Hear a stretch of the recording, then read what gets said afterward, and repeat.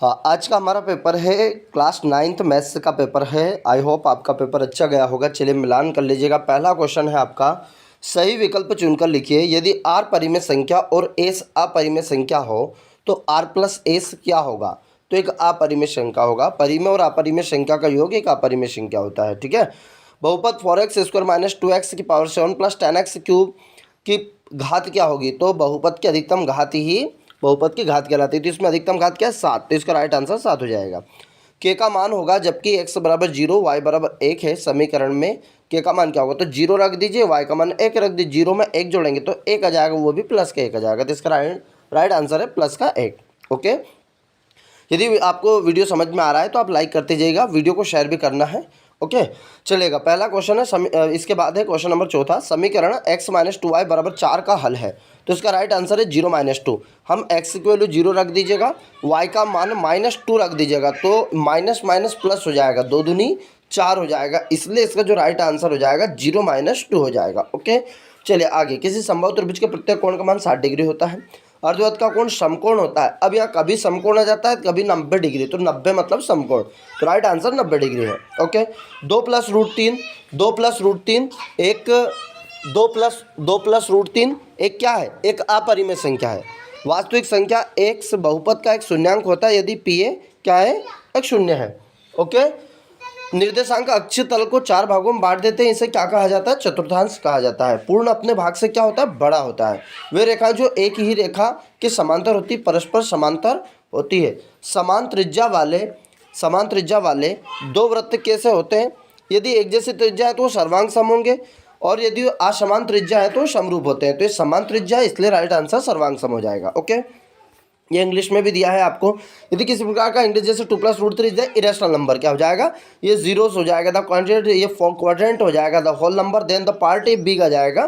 तो यहाँ पर जो कोई सी चीज़ें समझ में ना आए, जैसे कॉन्ग्रुएंसी है, तो ये इंग्लिश का आप मैसेज कर सकते हैं सर कि ये हमें थोड़ा सा समझ में नहीं आ रहा, कमेंट बॉक्स में कि इंग्लिश में इसको क्या कहेंगे, तो उसका राइट आंसर हम बता देंगे। ओके सत्य सत्य एक पद वाले बहुपद को एक पदी कहा जाता, ये राइट है, ट्रू है इसका। क्षैतिज रेखा को वाई अक्ष कहा जाता है, ये फॉल्स है गया। देखिए क्षैतिज रेखा को क्या कहा जाता है, तो क्षैतिज रेखा को वाई अक्ष एक्स अक्ष कहा जाता है। समीकरण y बराबर 4x प्लस अपरिमित रूप से अनेक होंगे कि सत्य है। ऋजु कोण की माप 60 डिग्री होती है, तो ऋजु कोण की माप 180 होती है, ये 60 है तो असत्य हो गया। यदि दो रेखाएं परस्पर प्रतिच्छेद करती है, शीर्षाभिमुख कोण बराबर होते हैं, सत्य हो गया। वह चतुर्भुज जिसकी सभी भुजाएं समान हो, प्रत्येक कोण 90 डिग्री हो, बराबर हो, वर्ग कहलाता है, तो क्या कहलाएगा, वो सत्य है। ठीक है भैया चलिएगा आगे। ट्रू फॉल्स के बाद आ जाएगा सही जोड़ी बनाइए। बिंदु -3 के भुज का मान, भुज मतलब जो x की वैल्यू, तो -3 हो गया। मूल बिंदु के निर्देशांक 0 0 हो गया। दो चरों वाला रैखिक समीकरण x + by + c = 0। हीरोन्स का जो सूत्र है वो देखिए, हीरोन्स का सूत्र कौन सा है आपका, उसमें एस क्या है, तो एस बराबर a + b + c/2 एक अर्ध परिमाप है।